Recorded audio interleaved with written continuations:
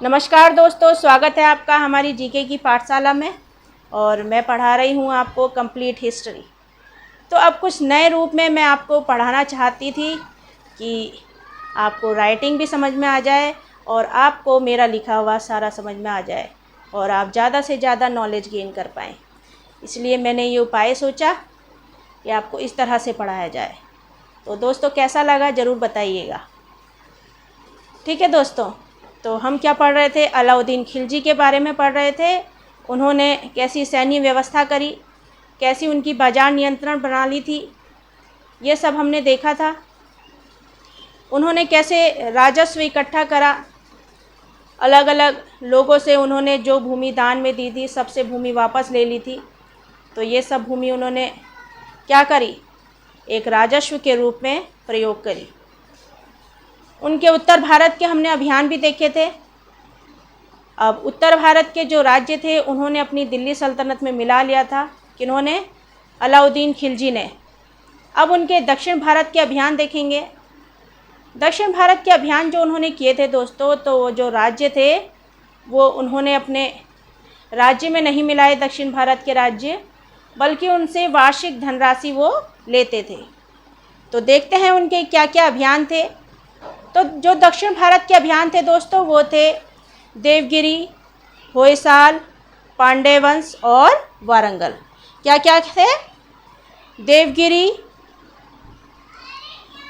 होयसाल, पांड्य वंश और वारंगल। ठीक है दोस्तों। अब दक्षिण अभियान करने वाला प्रथम शासक कौन था? कौन था दोस्तों? मलिक काफूर। अब अलाउद्दीन खिलजी क्यों नहीं गया होगा वहाँ आक्रमण करने, युद्ध करने दक्षिण भारत पर? क्योंकि दोस्तों उसकी खुद की जो दिल्ली सल्तनत थी वहाँ पर मंगोलों ने आतंक फैला रखा था। क्या फैला रखा था? आतंक फैला रखा था, आक्रमण कर रखा था। इस वजह से वो दक्षिण अभियान में नहीं गए। उन्होंने मलिक काफूर को भेजा, जो सारे अभियानों में सफल भी हुए और बहुत सारी धनराशि इकट्ठा करके लाए थे। तो दोस्तों जो मलिक काफूर थे वो दक्षिण अभियान करने वाले प्रथम शासक थे। ठीक है दोस्तों। और मलिक काफूर को अलाउद्दीन खिलजी ने ही भेजा था। किन्होंने भेजा था? अलाउद्दीन खिलजी ने ही भेजा था। क्योंकि दिल्ली सल्तनत में अलाउद्दीन खिलजी के समय सबसे ज़्यादा मंगोल आक्रमण हो रहे थे। क्या हो रहे थे? सबसे ज़्यादा मंगोल आक्रमण हो रहे थे। दक्षिण भारत में भी अब क्या होता है दोस्तों, जब एक जगह से दूसरी जगह में लोग आते जाते हैं तो संस्कृतियाँ बदलती हैं, एक दूसरे की वेशभूषा, बोलचाल की भाषा, ये सब में कुछ अंतर दिखाई देता है। तो वैसे ही इसमें भी हुआ। जब वहाँ आक्रमण हुए तो कुछ संस्कृति जो थी उनमें भी बदलाव आया। ठीक है दोस्तों। इसलिए दक्षिण भारत में अब सांस्कृतिक परिवर्तन भी हुए जब अलाउद्दीन खिलजी के आक्रमण होते हैं। ठीक है। अलाउद्दीन खिलजी का उद्देश्य था धन को एकत्र करना, ज़्यादा से ज़्यादा धन को एकत्र करना, पूरे साम्राज्य पर अपना क्या करना? परचम लहराना। क्या करना? परचम लहराना। अब दक्षिण भारत को अलाउद्दीन खिलजी ने क्या करा? अपने दिल्ली सल्तनत में नहीं मिलाया। जैसा कि मैंने आपको बताया था, उन्होंने अपनी दिल्ली सल्तनत में नहीं मिलाया, बल्कि जो भी धनराशि थी उन्हें धनराशि को वार्षिक रूप में लेते थे दक्षिण भारत के राज्यों से। ठीक है। वार्षिक रूप से वहाँ से धन लेते थे। अलाउद्दीन खिलजी ने दक्षिण भारत में 4 अभियान किए। क्या किए? 4 अभियान किए। वह थे जो अभियान किए थे, मैंने आपको बताया कि मलिक काफूर के सहयोग से उन्होंने 4 अभियान किए थे। पहला अभियान कौन सा था? देवगिरी पर, जिस पर किसका शासन था? यादव वंश के राजा रामचंद्र देव का। और जो ये यादव वंश है ये कहाँ पड़ता है? ये पड़ता है दोस्तों महाराष्ट्र में। कहाँ पर पड़ता है? महाराष्ट्र में। और यहाँ के राजा थे राजा रामचंद्र देव। कौन थे? राजा रामचंद्र देव। तो सबसे पहला दक्षिण भारत पर जो अभियान हुआ था वो कहाँ हुआ था? देवगिरी पर हुआ था। ठीक है, और यादव वंश के शासक थे राजा रामचंद्र देव। दूसरा है वारंगल। जो दूसरा अभियान हुआ उनका कौन सा हुआ? वारंगल, जहाँ पर काकतीय वंश का शासन था। किसका शासन था? काकतीय वंश का शासन था। और जो काकतीय वंश के शासक थे वो कौन थे? रुद्रदेव। और ये काकतीय वंश कहाँ पर पड़ता है? तेलंगाना में। कहाँ पर पड़ता है? तेलंगाना में पड़ता है। फिर द्वार समुद्र में होयसाल वंश था। द्वार समुद्र में क्या था? होयसाल वंश था, जहाँ पर कर्नाटक का इलाका पड़ता था। फिर मदुरा। अच्छा, ये दूसरा अभियान है, ये तीसरा अभियान है। ठीक है दोस्तों, द्वार समुद्र में होयसाल वंश का जो शासन था, मैंने क्या क्या बताए थे आपको? एक देवगिरी का, एक वारंगल का, एक होयसाल का, और चौथा कौन सा है? मदुरा या माबर, जहाँ पर पांड्य वंश का शासन था। तो द्वार समुद्र में होयसाल वंश था, जहाँ जो कर्नाटक के इलाके में पड़ता है। ये होयसाल वंश का शासन था। फिर मदुरा या माबर पर, जहाँ पर पांड्य वंश चलता था, और तमिलनाडु का ये इलाका था। कौन सा? मदुरा का इलाका। ये तमिलनाडु पर पड़ता है। ठीक है, मदुरा या माबर पर, जहाँ पर पांड्य वंश का शासन था, ये कौन से इलाके में आता है? तमिलनाडु में इलाके में आता है। अब अलाउद्दीन खिलजी ने क्या करा? अलाउद्दीन खिलजी ने भारत के दक्कन क्षेत्र में यादव साम्राज्य की राजधानी देवगिरी पर छापा मारा। मैंने बताया था ना, उन्होंने देवगिरी पर आक्रमण किया था। देवगिरी पर छापा मारा। उस समय अलाउद्दीन दिल्ली सल्तनत में कारा का राज्यपाल था। जो अलाउद्दीन खिलजी हैं, उन्होंने भारत के दक्कन क्षेत्र में जो यादव साम्राज्य की राजधानी है, कौन सी? देवगिरी, वहाँ पर छापा मारा। आपको बताया था ना मैंने कि जब देवगिरी पर उन्होंने आक्रमण करा था अलाउद्दीन खिलजी ने, तो बहुत सारी धन संपत्ति लाया था वो, और वो धन संपत्ति की वजह से जलालुद्दीन खिलजी को बुलाया था एक आयोजन में, और तभी उसकी मृत्यु भी हो गई थी, उसे मार दिया गया था। तो वही है ये। और उस समय अलाउद्दीन खिलजी किसमें? दिल्ली सल्तनत में कारा का राज्यपाल था। कहाँ का राज्यपाल था? कारा का राज्यपाल था। देवगिरी का जो राजा था रामचंद्र, जो कि अलाउद्दीन खिलजी से हार गया था। क्या हुआ था? अलाउद्दीन खिलजी से हार गया था। फिर अलाउद्दीन खिलजी को एक बड़ी राशि की पेशकश करते हुए एक शांति वाली संधि के लिए सहमत कर दिया। मतलब अब क्या कहा रामचंद्र देव ने कि अब हमसे लड़ाई वड़ाई नहीं होती है, हम बहुत थक गए हैं, अब आप क्या करिए, एक शांति की संधि कर दीजिए, मतलब एक शांतिपूर्वक एक संधि कर लीजिए, जिसमें मुझे अगर आपको कुछ धन भी देना पड़े तो वो मैं दे दूँगा, लेकिन अब आक्रमण से, ये युद्धों से हमें क्या दीजिए? छुटकारा दीजिए। ठीक है दोस्तों, तो ये था देवगिरी पर आक्रमण। तो जो कुछ भी था समय, जो कुछ भी था, मतलब धनराशि थी, रामचंद्र देता रहता था। और क्या करा था? रामचंद्र ने दिल्ली को वार्षिक रूप से कुछ टाइम बाद धन देना जब बंद कर दिया, तो अलाउद्दीन खिलजी ने क्या करा? उसे वश में करने के लिए एक बड़ी सेना भेजी। देवगिरी के राजा को, रामचंद्र देव को क्या भेजी? एक बड़ी सेना भेजी। और देवगिरी के दूसरे अभियान में रामचंद्र अलाउद्दीन का जागीरदार बन गया। क्या बन गया? रामचंद्र जो था वो अलाउद्दीन का जागीरदार बन गया। ठीक है, अब दूसरा जो वारंगल का युद्ध था, कौन सा था? वारंगल विजय।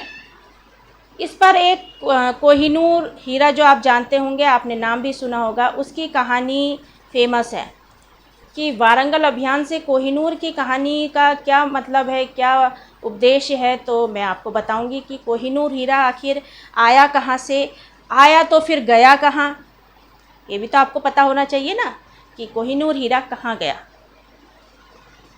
तो दोस्तों, दूसरा जो वारंगल युद्ध हुआ था, उसकी विजय में कोहिनूर की कहानी 1310 में जो शासक था वो रुद्रदेव हार जाता है। ठीक है, इसमें क्या होता है, ये वारंगल विजय और कोहिनूर की कहानी मैं बता रही हूँ आपको। इसमें 1310 में जो शासक था रुद्रदेव, वारंगल का शासक था ना रुद्रदेव, वो हार जाता है। किससे? मलिक काफूर से। मलिक काफूर ही ये 4 सैन्य अभियान करता है, देवगिरी का, वारंगल का, होयसाल का, पांडे वंश का। तो इस पर सब में कौन आक्रमण करता है? मलिक काफूर आक्रमण करता है। तो किसके पास होता है कोहिनूर हीरा? रुद्रदेव के पास होता है, जो कि वह मलिक काफूर को दे देता है। जब वो रुद्रदेव हार जाता है तो वो हीरा किसे दिया जाता है? मलिक काफूर को दे देते हैं। ठीक है, फिर मलिक काफूर जो वारंगल के युद्ध में रुद्रदेव को हरा देता है, इसलिए वह कोहिनूर हीरा उसे दे देता है, भेंट स्वरूप दे देता है। ठीक है, कि आप ये कोहिनूर हीरा रख लीजिए और मेरी जान बख्श दीजिए, ऐसे वो कहता है। ठीक है, अब जब वह उसे कोहिनूर हीरा दे देता है तो आपको पता होना चाहिए ये कोहिनूर हीरा कहाँ से निकला होगा, कहाँ से आया होगा। तो दोस्तों, ये जो कोहिनूर हीरा है ना, ये गोलकुंडा की खान तेलंगाना से निकाला गया। कहाँ से? गोलकुंडा की खान तेलंगाना से ये कोहिनूर हीरा निकाला गया था। फिर कोहिनूर हीरा मलिक काफूर के बाद कहाँ गया? शाहजहाँ के पास गया।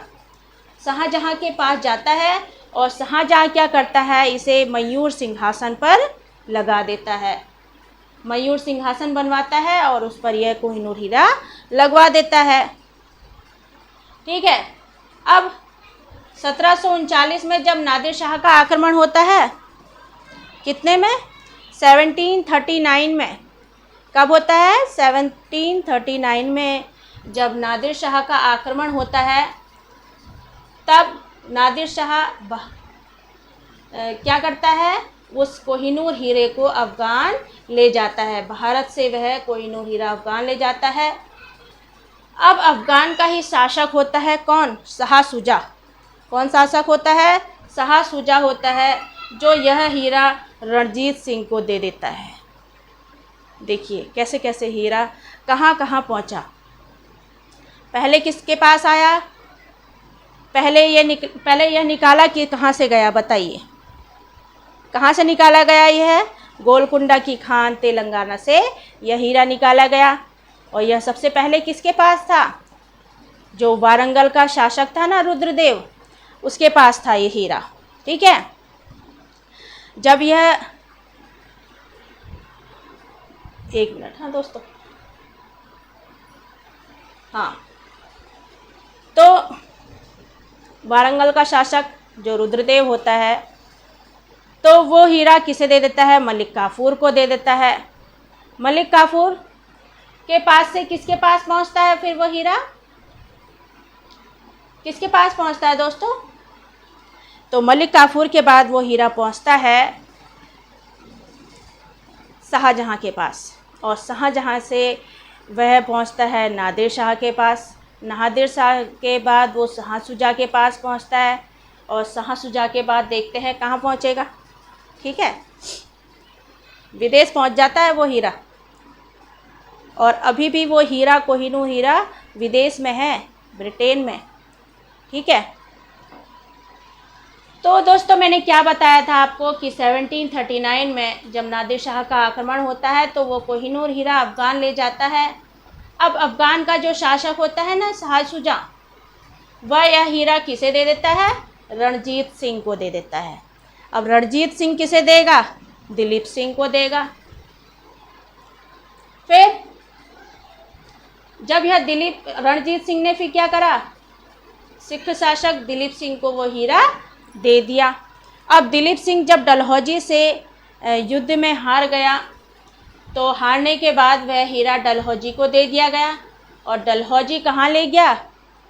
ब्रिटेन ले गया, और ब्रिटेन की रानी विक्टोरिया को वो हीरा दे दिया। किसको दिया? ब्रिटेन की रानी विक्टोरिया को वो हीरा दे दिया गया, और अभी भी वह हीरा वहीं है ब्रिटेन में। कहाँ से निकला? भारत से निकला। भारत से कितने लोगों के पास पहुँचा?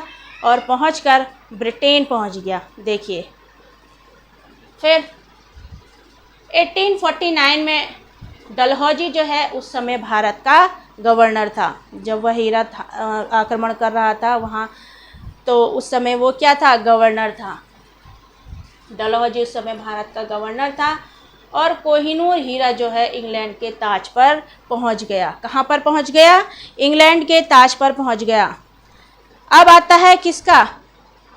देवगिरी का हो गया, वारंगल का हो गया। अब होयसाल का आक्रमण देखते हैं, इसमें क्या क्या कार्य हुए, तो ये भी देखना ज़रूरी है। तो होयसाल जो है वो दक्षिण का एक प्रसिद्ध राज्य था जिसकी राजधानी थी द्वार समुद्र। देवगिरी और तेलंगाना की सफलताओं ने अलाउद्दीन की महत्वाकांक्षाओं को बढ़ा दिया। होयसाल जो है वो दक्षिण का एक प्रसिद्ध राज्य था जिसकी राजधानी क्या थी? द्वार समुद्र थी। ठीक है दोस्तों। और देवगिरी और तेलंगाना की जब सफलताएं हासिल कर ली, तब अलाउद्दीन की महत्वाकांक्षा और बढ़ गई। तो उसने क्या करा? अपनी सैनिक गतिविधियों को वह बढ़ाना चाहता था। और देवगिरी के राजा रामचंद्र देव ने भी अपने सेनापति पारस देव को काफूर की सहायता के लिए भेज दिया। किसे भेजा? पारस की सहायता के लिए, पारस देव को काफूर की सहायता के लिए भेजा। ठीक है दोस्तों।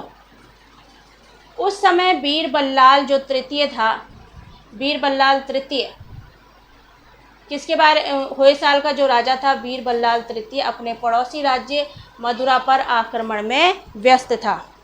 किस में था व्यस्त? बीरबल्लाल तृतीय अपने पड़ोसी राज्य मदुरा पर जो आक्रमण कर रहा था उनमें वो व्यस्त था। परिस्थिति का लाभ उठाकर मलिक काफूर ने द्वार समुद्र पर चढ़ाई कर दी और बीरबल्लाल जो है वो द्वार समुद्र की रक्षा नहीं कर सका। ठीक है। द्वार समुद्र किसकी राजधानी थी? होयसाल वंश की राजधानी थी।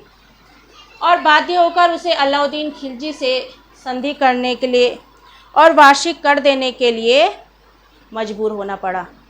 संधि भी की और वार्षिक कर भी दिया। बाद में अलाउद्दीन खिलजी ने उसका सम्मान किया कि ये रोज़ हर बार कर देता है और इसने संधि भी कर ली, इसने ज़्यादा लड़ाई झगड़ा नहीं किया, तो यह क्या है, सम्मान का पात्र है। तो फिर उसे सम्मान किया और उसका राज्य उसे वापस कर दिया। ठीक है दोस्तों। तो अब आता है किसका? पांड्य राज्य का। किसका बता दिया मैंने? किस किस का बता दिया आपको? देवगिरी बता दिया, फिर वारंगल बता दिया, होयसाल बता दिया। अब पांड्य वंश के बारे में हम बातचीत करते हैं। तो इस समय क्या हुआ दोस्तों? पांड्य राज्य के समय यूरोप में जो यात्री है, यूरोप का यात्री मार्को पोलो इटली से आया था, यूरोप में आया था और वह आता है पांड्य राज्य में। ठीक है। कहाँ आता है? पांड्य राज्य में आता है। 1273 में क्या होता है? पांड्य अभियान होता है। पांड्य अभियान या मदुरा अभियान।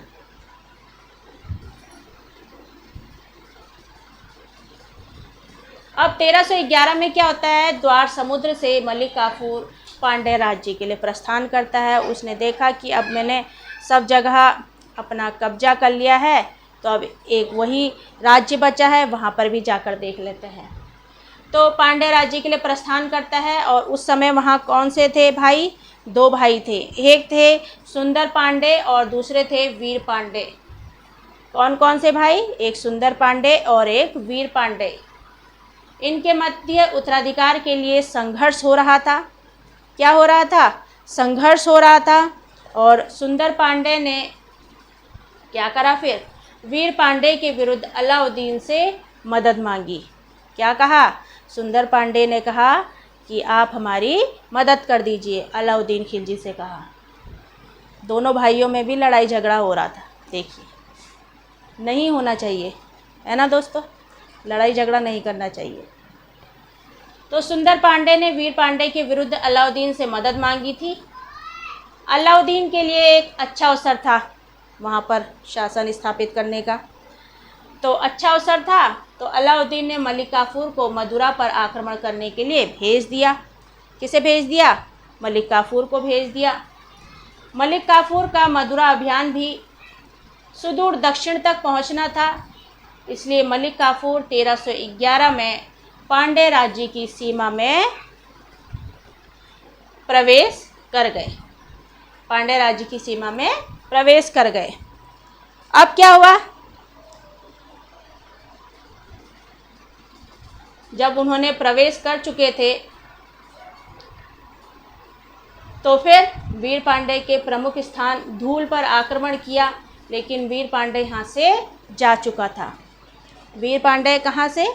जहाँ पर उनकी प्रमुख स्थान था धूल, वहाँ पर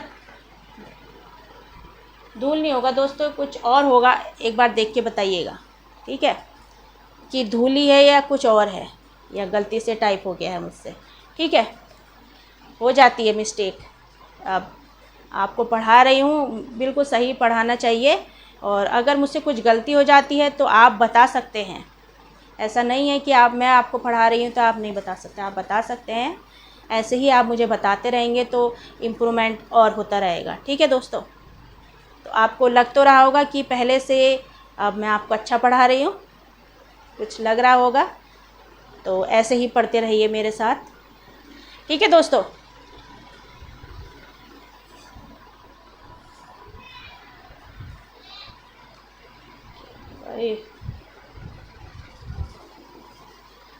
हाँ, लेकिन वीर पांडे यहाँ से जा चुका था। अब यहाँ से लूट मार कर मलिक काफूर कहाँ पहुँच गया? कुंडूर पहुँच गया, जहाँ से खजाना और 120 हाथी मिले। लेकिन वीर पांडे यहाँ से भी जा चुका था। कहाँ से? कुंडूर से जा चुका था। फिर वह कहाँ गया? चिदम्बरम पर उसने आक्रमण किया और उसने लिंग महादेव के सोने के मंदिर को भी लूटा। अब लूट लिया तो मलिक काफूर ने क्या करा? रामेश्वरम के मंदिर को नष्ट करवाकर वहाँ क्या बनवा दी? मस्जिद बनवा दी। मंदिर को नष्ट करवाकर मस्जिद बनवा दी, ठीक है। मलिक काफूर के सभी प्रयास असफल रहे, क्योंकि पांडे वंश ने अपनी अधीनता को नहीं स्वीकारा। मतलब वह क्या नहीं हुए? हार नहीं मानी और अधीनता को स्वीकार नहीं किया। लेकिन धन इकट्ठा करने की दृष्टि से मलिक काफूर यहाँ से बहुत धन इकट्ठा कर चुका था और उसके लिए यह सफल आक्रमण था। अब थोड़ा वास्तुकला के बारे में जान लेते हैं कि अलाउद्दीन खिलजी ने क्या क्या वास्तुकला का निर्माण करा।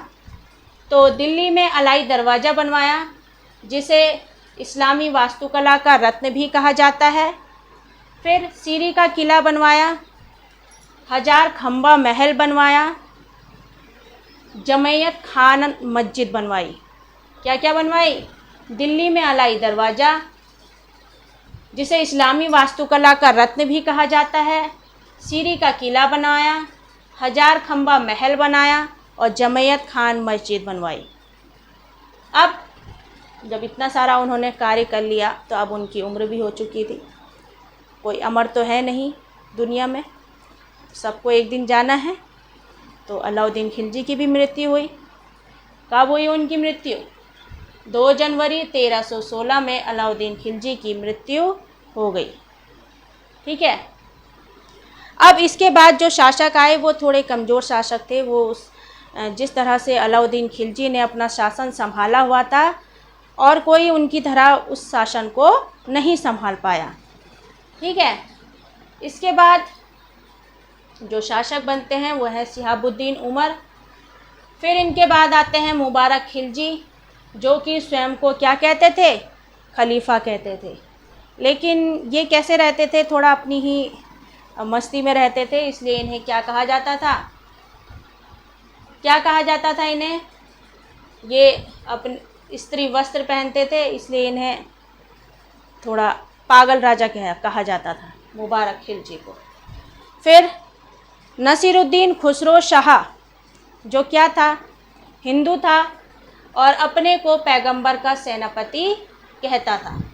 मतलब अलाउद्दीन खिलजी के बाद भी देखिए शिहाबुद्दीन उमर आया, मुबारक खिलजी आया, नसीरुद्दीन खुसरो शाह आया और उसके बाद क्या आता है अब, तुगलक वंश। तुगलक वंश इसके बाद शुरू हो जाता है। तो नसीरुद्दीन खुसरो जो है हिंदू था और पैगंबर का सेनापति कहता था अपने को। आपके क्वेश्चन में आ जाएगा कि कौन अपने को पैगंबर का सेनापति कहता है, तो उसका आंसर क्या होगा, नसीरुद्दीन शाह, नसीरुद्दीन खुसरो शाह कहा जाएगा। क्या कहा जाएगा, नसीरुद्दीन खुसरो शाह पैगंबर का सेनापति कहा जाता है। और उसके बाद फिर गाजी मलिक आता है और गाजी मलिक ही तुगलक वंश की स्थापना करता है। तो देखिए दोस्तों कैसे कैसे उन्होंने आक्रमण किए और किस तरह से उन्होंने दक्षिण भारत में अभियान भी किए और वहाँ से धन संपत्ति भी ली और अपने साम्राज्य को बढ़ाया। लेकिन कहते हैं ना कि हर कोई किसी की तरह नहीं हो सकता, सब अपने आप में यूनिक हैं, सब में अपनी अपनी प्रतिभाएं हैं।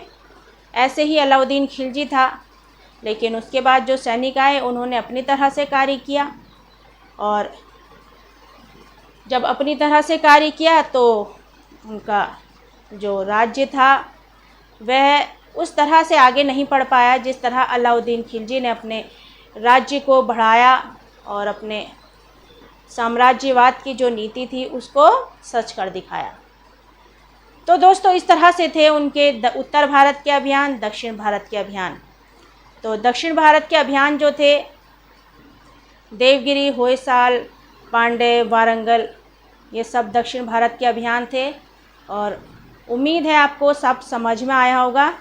तो एक बार थोड़ा सा हम रिवीज़न कर लेते हैं और फटाफट सारा याद कर लेते हैं।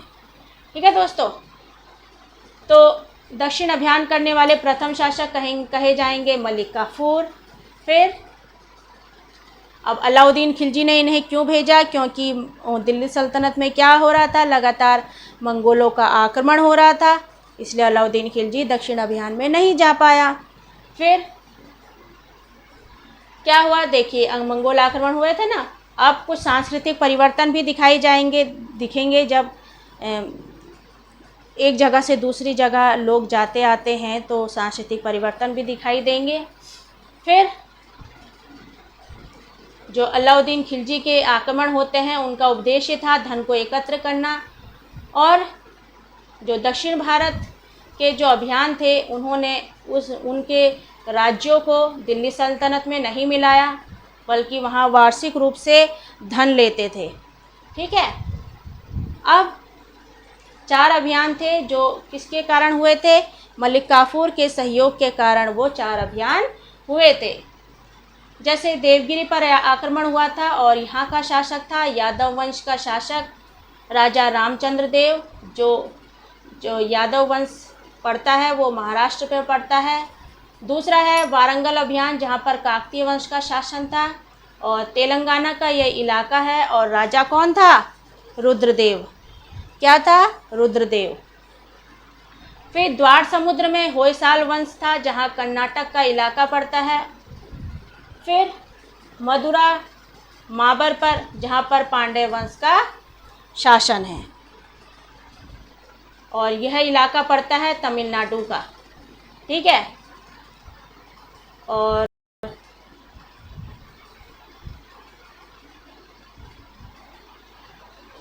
ऐसा अब कोहिनूर की जो कहानी है वो किस अभियान से जुड़ी है, वो है वारंगल अभियान से जुड़ी है।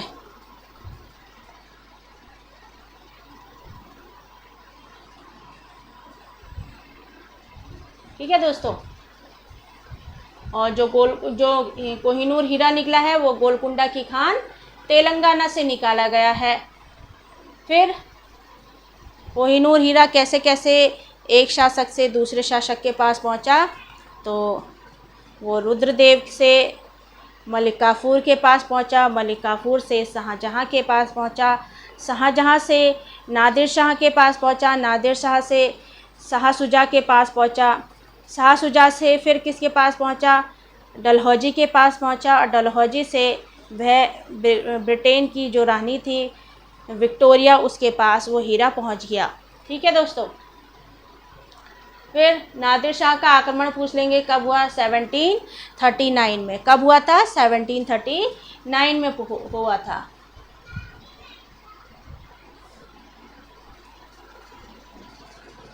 अच्छा, शाह शुजा से कहाँ पहुँचा था, रणजीत सिंह के पास, और रणजीत सिंह से दिलीप सिंह के पास। ठीक है दोस्तों, थोड़ी सी गलती हो गई। और शाह शुजा से रणजीत सिंह के पास और रणजीत सिंह से दिलीप सिंह के पास वो हीरा पहुंचता है, और ऐसे ही वो ब्रिटेन तक पहुंचता है। फिर दिलीप सिंह से डलहौजी के पास पहुंचता है। ठीक है। फिर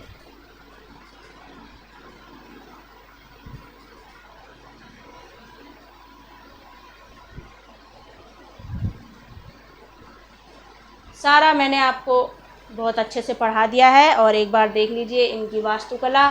दिल्ली में अलाई दरवाज़ा बनवाया, जिसे इस्लामी वास्तुकला का रत्न कहा जाता है। सीरी का किला बनवाया, सीरी का किला बनवाया, हजार खंबा महल बनवाया, जमैयत खाना मस्जिद बनवाई, और इनकी मृत्यु होती है अलाउद्दीन खिलजी की 1316 में। अलाउद्दीन खिलजी की मृत्यु हो जाती है। और इसके बाद जो शासक आते हैं शिहाबुद्दीन उमर, फिर मुबारक खिलजी, जो कि स्वयं को खलीफा कहते थे। स्त्री वस्त्र पहनते थे, ये अपना आप ही स्त्री वस्त्र पहनते थे। नसीरुद्दीन खुसरो जहाँ, जो हिंदू सेनापति थे, और ये अपने को पैगंबर का सेनापति कहते थे, नसीरुद्दीन खुसरो साहब। फिर गाजी मलिक आता है, और गाजी मलिक के बाद फाइनली अब तुगलक वंश का आगमन शुरू हो जाएगा। ठीक है दोस्तों, तो कैसी लगी आपको मेरी क्लास? उम्मीद है सब समझ में आ रहा होगा। अब तो थोड़ा आपको साफ़ राइटिंग में दिख रहा होगा। आप अच्छे से इसे समझिए। बहुत आ जाते हैं इनके दक्षिण भारत के अभियान, उत्तर भारत के अभियान। और मेरी क्लास अगर अच्छी लगी हो तो प्लीज़ लाइक शेयर सब्सक्राइब कीजिएगा, और अपना ध्यान रखिएगा। Thank you.